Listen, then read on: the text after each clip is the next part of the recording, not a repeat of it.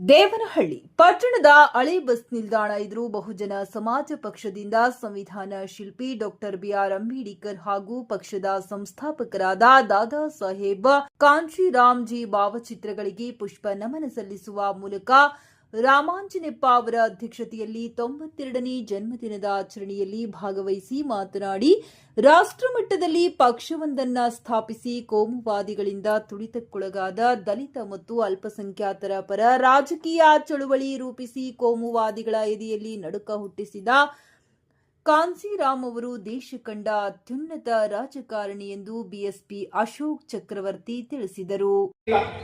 ಆದ್ರೆ ಒಂದು ಓಟು ಅಂತಂದ್ರೆ ಒಬ್ಬ ಪ್ರಧಾನಮಂತ್ರಿ, ಒಬ್ಬ ಮುಖ್ಯಮಂತ್ರಿ, ಒಬ್ಬ ಎಂಎಲ್ಎ, ಒಬ್ಬ ಎಂಪಿ, ಒಬ್ಬ ಮಿನಿಸ್ಟ್ರು ಅಂತಂದ್ಬಿಟ್ಟು ಮೊಟ್ಟ ಮೊದಲಿಗೆ ಭಾರತದಲ್ಲಿ ಹೇಳಿದಂತಹ ಯಾರಾದ್ರೂ ಒಬ್ಬರಿದ್ದಾರೆ ಅಂತಂದ್ರೆ ಅವರೇ ದಾದಾ ಸಾಹೇಬ್ ಕಾಂಚೀರಾಮ್ಜಿ ಅವರು.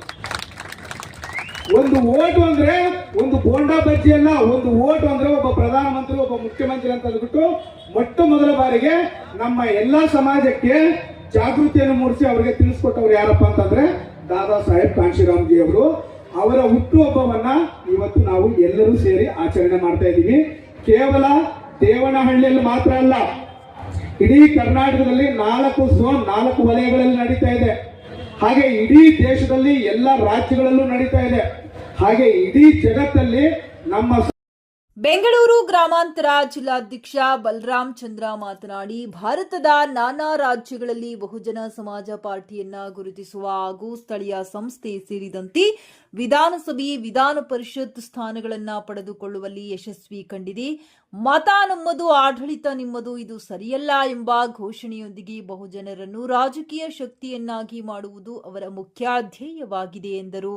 ಈ ಸಂದರ್ಭದಲ್ಲಿ ಬಹುಜನ ಸಮಾಜ ಪಾರ್ಟಿ ಕರ್ನಾಟಕ ರಾಜ್ಯ ಪ್ರಧಾನ ಕಾರ್ಯದರ್ಶಿ ಎಚ್ ನರಸಿಂಹಯ್ಯ, ಬೆಂಗಳೂರು ವಲಯ ಉಸ್ತುವಾರಿ ನಾಗರಾಜ್, ಜಿಲ್ಲಾ ಉಪಾಧ್ಯಕ್ಷರು ಕಾರಹಳ್ಳಿ ಮುನಿರಾಜು, ಜಿಲ್ಲಾ ಪ್ರಧಾನ ಕಾರ್ಯದರ್ಶಿ ಮಂಜುನಾಥ್, ಜಿಲ್ಲಾ ಉಸ್ತುವಾರಿ ಆರ್ ಸೋಮಶೇಖರ್, ದೇವನಹಳ್ಳಿ ತಾಲೂಕು ಅಧ್ಯಕ್ಷ ರಾಮಾಂಜನೆಪ್ಪ, ತಾಲೂಕು ಉಪಾಧ್ಯಕ್ಷ ದೇವರಾಜ್, ತಾಲೂಕು ಪ್ರಧಾನ ಕಾರ್ಯದರ್ಶಿ ನರಸಿಂಹಮೂರ್ತಿ, ತಾಲೂಕು ಖಜಾಂಚಿ ವೆಂಕಟೇಶ್, ಕಚೇರಿ ಕಾರ್ಯದರ್ಶಿ ದರ್ಶನ್, ಟೌನ್ ಅಧ್ಯಕ್ಷರು ಪ್ರಜ್ವಲ್, ಅಶೋಕ್, ಲೋಕೇಶ್, ಯುವ ಮುಖಂಡರುಗಳಾದ ಮೂರ್ತಿ, ಕೆವಿ ಮಂಜುನಾಥ್, ಮಹೇಶ್ ಮುಂತಾದವರು ಉಪಸ್ಥಿತರಿದ್ದರು.